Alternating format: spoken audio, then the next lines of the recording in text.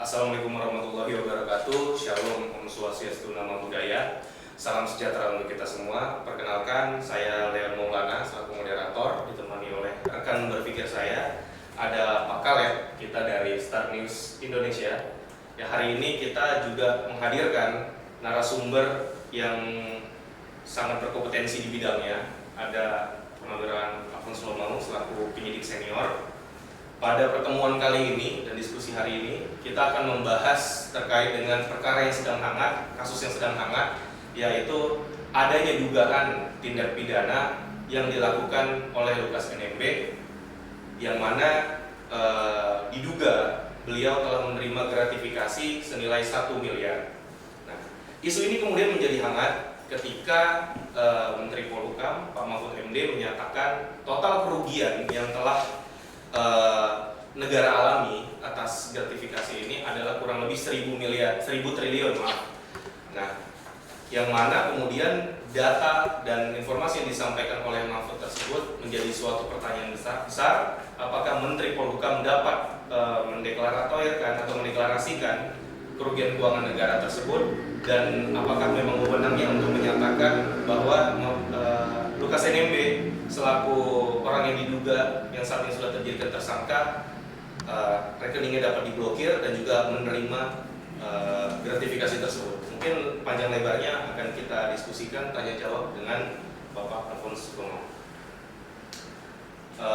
Pertama mungkin Pak Alfons, izin saya mau menanyakan terkait dengan pemberitaan ini. Kan di sini Mahfud MD ini selaku Menteri Polhukam, apakah beliau kemudian memiliki wewenang untuk menginformasikan kepada masyarakat luas bahwa sudah terdapat kerugian negara alami yaitu senilai 1.000 triliun? Bagaimana Pak Alfons?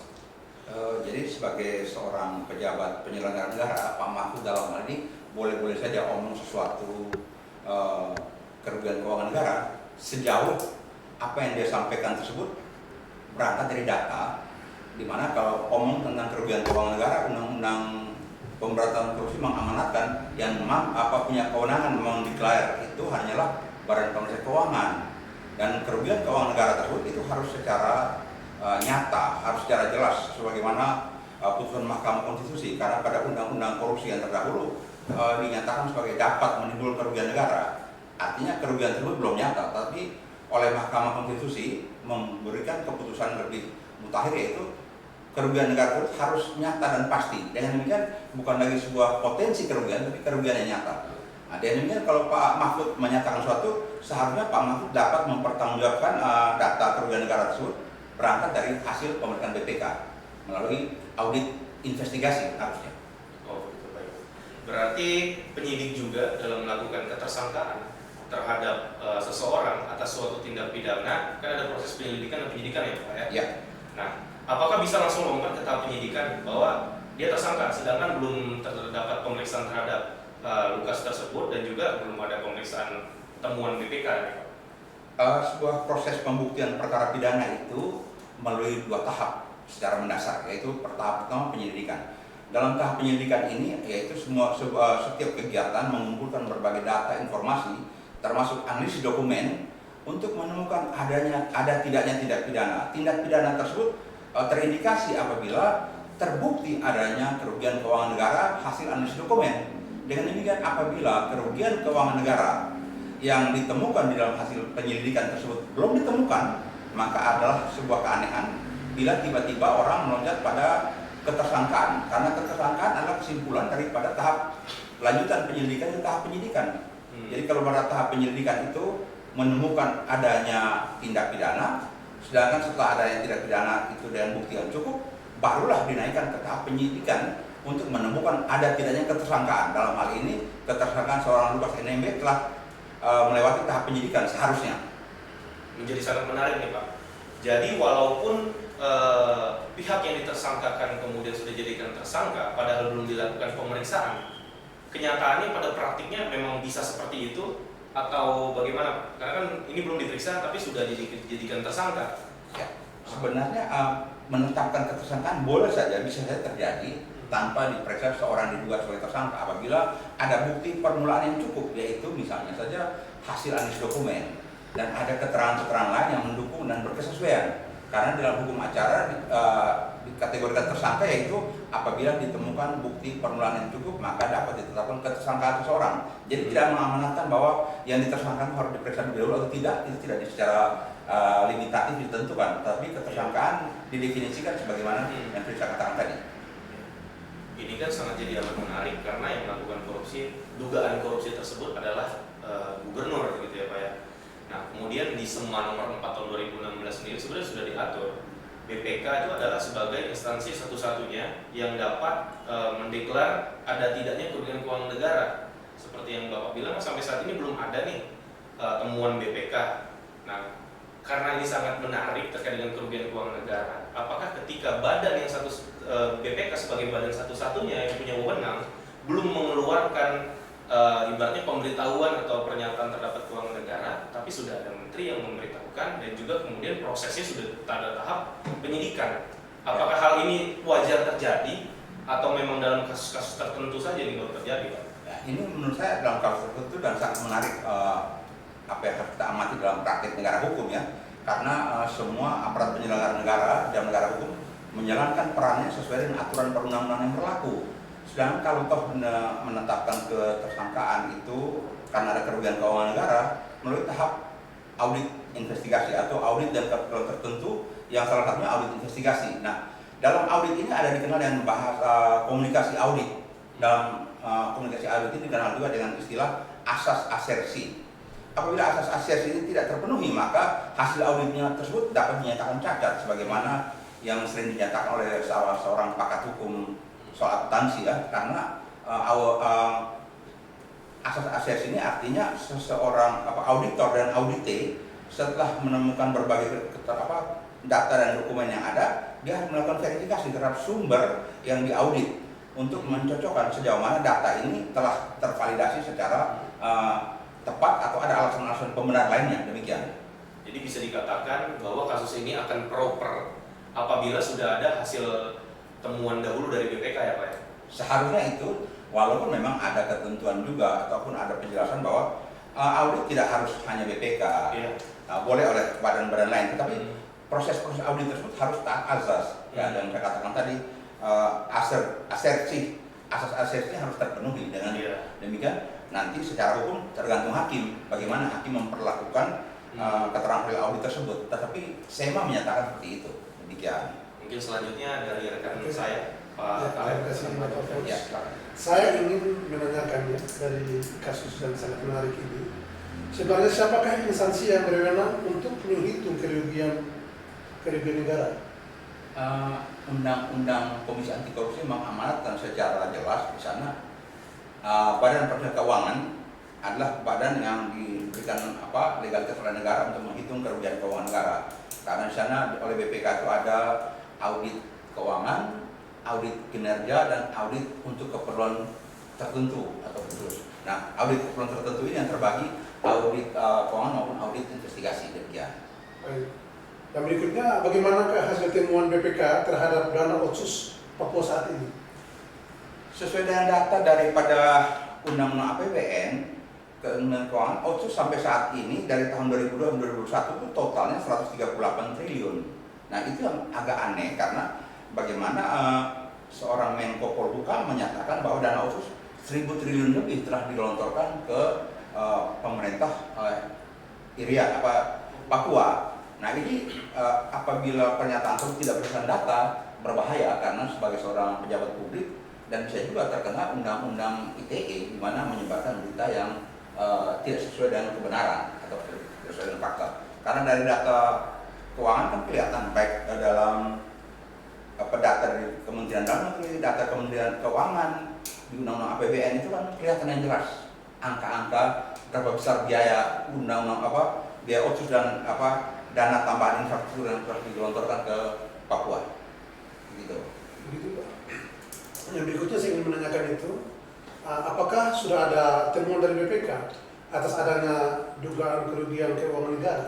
Itu yang jadi persoalan karena kalau dinyatakan bahwa ada kerugian keuangan negara, sampai saat ini kita belum pernah dengar, belum pernah lihat hasil temuan karena dari beberapa data yang ada provinsi yang berstatus WTP 2014-2018 itu sudah 7 kali kurang lebih WTP itu ditemukan di Papua. Dengan demikian hasil temuan BPK yang OTP itu sebenarnya harus dipertanyakan apa maksud dari OTP itu, wajar tanpa perkecualian tersebut. Karena aneh kan, kalau ada data dari badan atau instansi berwenang menyatakan wajar tanpa perkecualian, kok tiba-tiba dinyatakan korupsi. Maka kita perlu pertanyakan bagaimana proses audit yang dilakukan oleh BPK.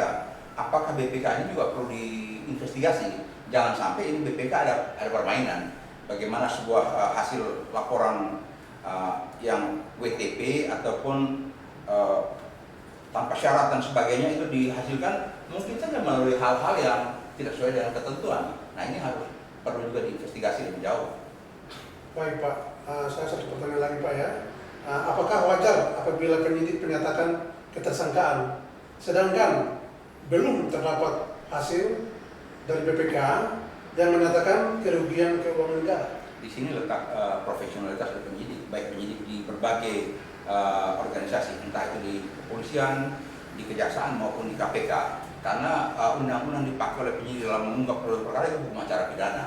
Nah, menetapkan ketersangkaan harus melalui tahap-tahap yang sedemikian terukur sehingga pada saat ketersangkaan itu merupakan status di mana seseorang ditetapkan dan upaya paksa sudah bisa ditetapkan. Sebagai contoh, hari-hari ini kita lihat agak ada keanehan. Telah disita atau diblokir dana sekian milik Lukas NMB. Nah, kalau belum ada, kalau penyitaan atau pemblokiran itu upaya paksa. Dengan demikian tahap penyelidikan sudah lewat. Ini belum pada tahap penyidikan. Sedangkan kalau tadi kita katakan bahwa penyelidikan dan penyidikan itu adalah tahapan-tahapan yang harus dilalui secara taat asas untuk melindungi hak-hak asasi dari setiap orang. Saat ini kita akan melihat bagaimana berbagai rumor dan isu itu bersebar. Contoh, kehidupan pribadi orang ini masuk pada kategori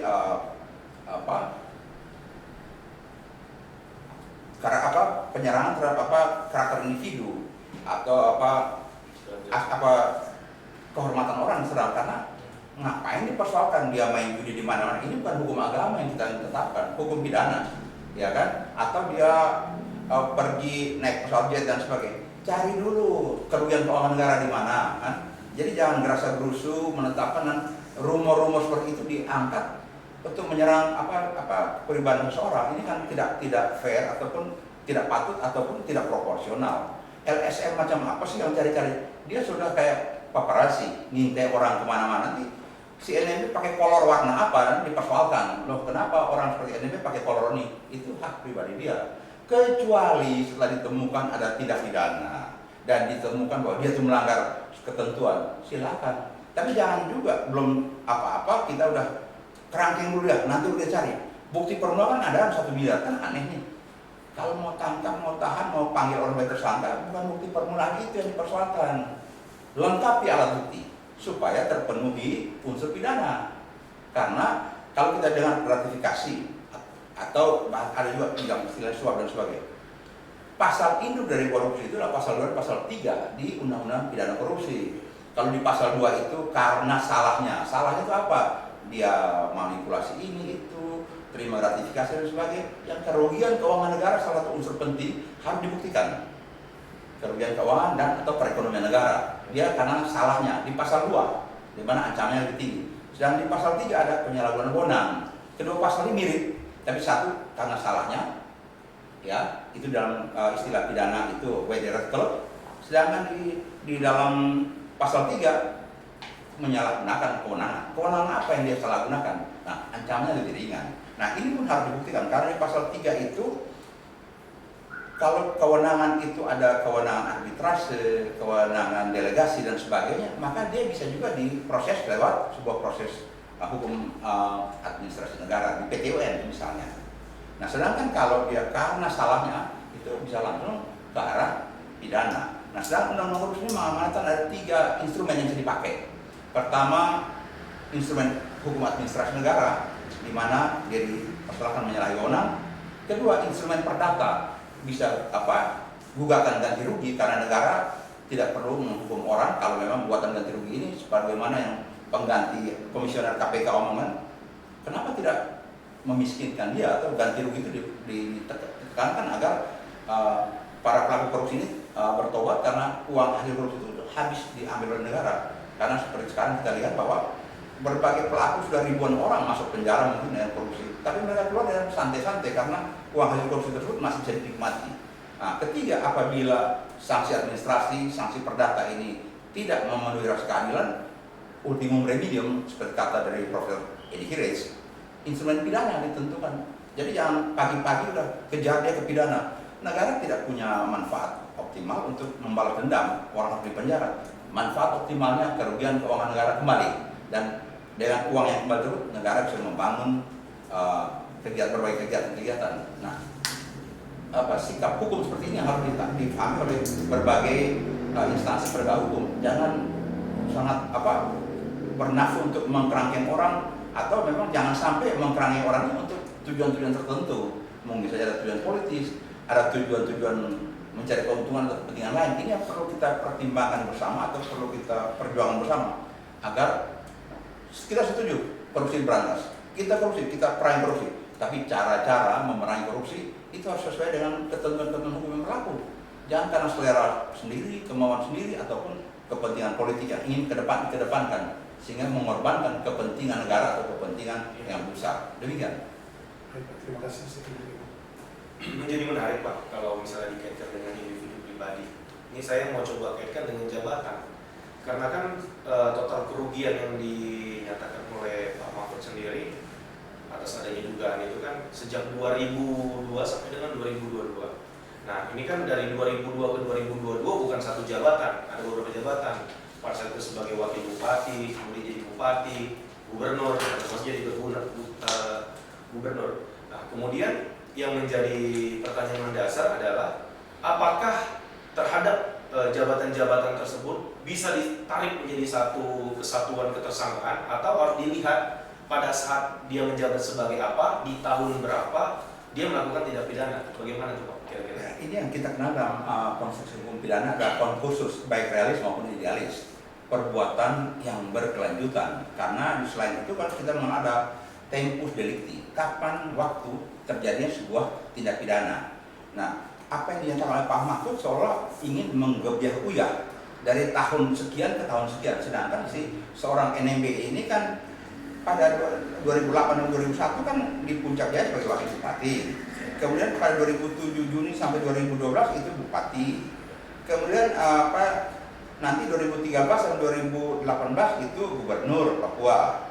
Kemudian 2018 sampai saat ini. Jadi harus juga ada rincian yang jelas, karena tempus kapan waktu terjadi tindak pidana ini harus jelas. Karena kalau tidak nanti dalam konsep hukum jadi obscure libel atau tidak jelas waktunya. Atau apakah mau disampaikan bahwa sejak 2001 dia menjabat wakil bupati di Puncak Jaya itu sampai 2021-22 ini, itulah jumlahnya sekian ribu triliun yang sudah dikemukakan. Kalau itu yang terjadi, ini merupakan sebuah konstruksi berpikir yang menurut saya dengan segala hormat mungkin Pak Mahfud mendapatkan masukan atau informasi yang tidak komprehensif, sehingga patut kita sesalkan bahwa seorang menteri yang membidangi ini membuat pernyataan di depan media, karena bahayanya bisa terjadi ini pelanggaran undang-undang ITE, menyebarkan berita bohong melalui sarana komunikasi sosial ataupun media sosial.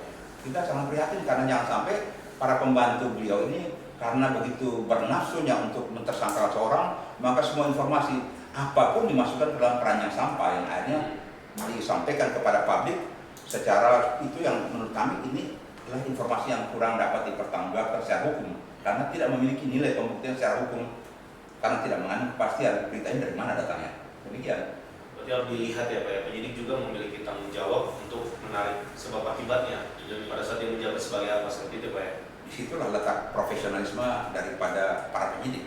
Kalau penyidik asal-asal ya sama saja. Dia diberikan sebuah senjata, menangkap, menahan, merampas hak-hak asasi orang, tetapi dia tidak melakukan tindakan-tindakan perampasan tersebut secara profesional atau secara terukur atau secara menurut ketentuan yang berlaku. Ini negara-negara hukum. Sekali lagi saya katakan, kita tidak setuju korupsi ini terjadi di bumi Indonesia. Tapi cara-cara menegakkan membungkam para pelaku tindak pidana harus ada cara-cara yang bermartabat. Artinya sesuai dengan ketentuan dan aturan, jangan terabas pagar karena mentang-mentang jadi penegak hukum, jadi penguasa terus terabas pagar, itu juga tidak benar karena setiap orang itu dilindungi hak-hak bernegara. Demikian. Baik, mungkin jadi menarik tadi terkait dengan WTP yang sudah disinggung dengan Pak Alphonse. Mungkin Bang Kaleb bisa mempertanyakan yang di poin 8 terkait dengan WTP-nya. Jadi Pak, menarik sekali. Saya ingin menanyakan lagi satu pertanyaan itu ke Bapak itu. Dalam hal BPK memberikan predikat WTP 7 kali secara berturut-turut atas laporan keuangan pemerintah daerah Provinsi Papua. Apakah Lukas NMB tetap dapat ditersangkakan? Itu jadi pertanyaan besar kami karena kalau memang hasil pemeriksaan BPK itu WTP, ya artinya udah wajar kan. Tapi tiba-tiba seseorang jadi tersangka dan banyak kali juga ternyata bahwa beberapa pejabat pemerintah itu dalam menjalankan roda pemerintahan dia mendapatkan WTP, tetapi ternyata bisa juga tersangka. Nah sebenarnya kalau kondisi ini terjadi, yang perlu kita pertanyakan dan persoalkan itu integritas ataupun kualifikasi para auditor. Jangan sampai auditor ini bermain mata, dia pada berangkat. Dan tidak terlalu kemungkinan beberapa auditor BPK juga ternyata tersangkut dalam perkara pidana karena terima suap. Nah, jadi kalau orang mau tegakkan hukum dalam soal korupsi, jangan sampai si auditor yang juga menjadi pemeriksa ini juga jadi pelaku korupsi karena penyalahgunaan undang tersebut. Mereka berdamai ngomong memanipulasi data ataupun temuan sehingga jadi WTP. Nah, ini juga kalau ini BPK menurut saya harus periksa. Kenapa bisa WTP sekian kali? Jadi tempus delicti. WTP ini bagaimana bisa terjadi? Apakah ada badan yang punya kewenangan sekarang memeriksa lagi kecurigaan terhadap kinerja daripada BPK tersebut? Ini perlu kita persoalkan secara profesional karena jangan sampai kita juga mencurigai sebuah instansi tanpa dasar yang jelas. Gitu. Oke, baik. Berarti bisa saja ya Pak ya. Pertanyaan apakah bisa saja dalam hal apabila barang bukti ataupun alat bukti memadai untuk menjadikan gubernur tersebut sebagai tersangka ya Pak? Ya, karena konstruksi perkara sangat ditentukan oleh alat bukti yang terpenuhi. Jadi sebagaimana pasal 184 hukum acara itu kan ada beberapa macam alat bukti. Yeah. Nah, dari alat bukti tersebut nanti diketemukan barang-barang bukti tersebut kan. Yeah. Tapi jangan sampai kalau belum ada kerugian keuangan negara kita udah main sita, main ini. Yeah. Ini perampasan hak-hak negara yang tidak pada tempatnya juga. Dan menurut Pak Alphonse nih, terhadap ketersangkaan ini kemudian apakah mungkin juga terdapat pihak-pihak lain yang terlibat termasuk BPK dan lain sebagainya seperti Pak Alphonse jelaskan tadi, karena sangat menarik sekali. Ini kan dia sebagai pribadi, sebagai gubernur dijadikan tersangka, sedangkan total kerugian keuangan itu disinyalir dari 2002 sampai dengan 2022. Ini kan cukup panjang dan proses ibaratnya pergantian jabatan sudah berkali dan berganti-ganti. Gitu. Tidak mungkin satu orang kemudian mendalangi bergerak sendiri untuk mendapatkan nilai korupsi kan Pak? Atau itu memang mungkin terjadi atau kira-kira apa ada pihak lain gitu? Bisa saja terjadi dalam hal dugaan korupsi ini berbagai pihak tersangkut atau berbagai kepentingan saling bersinggungan karena tidak tertutup kemungkinan kalau kita lihat dari perkara yang sedang dihadapi oleh seorang gubernur Lukas NMB dalam hal ini rasanya kok tidak semata-mata dugaan pelanggaran terhadap konstruksi hukum, tapi ada hal-hal lain di luar itu. Bisa saja berbagai rumor yang beredar karena ada hal politis, bagaimana ada pihak-pihak yang ingin agar Lukas NMB ini mengangkat seseorang menjadi wakil gubernur atas desakan atau atas beberapa pihak tertentu dan sebagainya. Rumor itu beredar bersekian lama, tapi tidak ada satupun pernyataan dari pihak-pihak berwajib yang menyatakan itu tidak benar. Sehingga sebuah ketidakbenaran yang berulang-ulang itu disampaikan, taruhlah itu tidak benar, itu menjadi sebuah kebenaran baru nantinya. Nah, menurut kami memang masyarakat perlu dicerahkan dengan hal-hal yang menyangkut kesadaran hukum, menyangkut tentang dugaan-dugaan tidak pidana dan bagaimana memisahkan dugaan tidak pidana secara pembuktian secara hukum dengan berbagai rumor atau isu tidak bertanggung jawab. Karena bayangkan LSM bisa ngintai orang kemana-mana, dia main judi kemana-mana. Mulai kapan sih LSM ini punya hak untuk ngintai orang? Nah, itu saya katakan tadi. Nanti orang di dalam rumahnya, di kawasan pribadinya juga dia lagi sedang bertumbuh, diintai dan sebagainya, mungkin dikategorikan termasuk perbuatan-perbuatan pidana. Tapi apakah orang yang ngintai dan sebagainya ini juga punya kewenangan di area terbuka umum dan sebagainya. Ya. Seseorang diintai, difoto dan sebagainya. Siapa gerangan dia? Mulai kapan negara kita boleh mempercayai kayak paparazzi seperti ini berkeliaran dan mereka mengatasnamakan LSM yang seolah olah hukum, atau mereka juga bekerja atas pesan sponsor tertentu. Jadi kalau pada hari ini orang tidak menginginkan seorang figur pejabat, taruhlah Pak Presiden, boleh omong sembarangan saja semaunya. Wah, ini Pak Presiden ijazahnya palsu dan sebagainya. Ternyata terbukti ini cuma rumor, ini cuma isu. Tapi dengan alasan kebebasan berdemokrasi, orang boleh omong apa saja di dalam sebuah lingkungan media sosial yang begitu terbuka. Kasihan rakyat Indonesia yang persentase tertingginya kurang berpendidikan atau kurang pemahaman, ini mudah dibakar, mudah dikipasi oleh rumor-rumor informasi yang menyesatkan serupa ini. Nah, sebagai pejabat penyelenggara negara, pesan saya, mbok pakailah otak sedikit agar menyampaikan sesuatu kepada masyarakat umum itu dengan data yang terukur, data yang memiliki nilai pembuktian secara hukum. Jangan asal bunyi, karena kalau asal bunyi nanti negara ini jadi chaos karena semua orang boleh bikin apa saja. Seolah-olah demokratisasi ini mengamanatkan mau bikin apa silahkan, Anda bebas, sebebas-bebasnya. Tidak, kebebasan dalam demokrasi adalah bebas secara bertanggung jawab. Jadi kita angkat sebuah pernyataan, data, itu dengan data yang terukur, sumbernya jelas. Jangan dari media-media yang tidak jelas dia punya kredibilitasnya kita angkat sebagai sumber. Maka kalau kita belajar secara baik di S1, S2, S3, boleh nggak dari media seperti ini kita ambil sebagai referensi atau rujukan? Tidak, harus yang terukur, tervalidasi dan terakreditasi.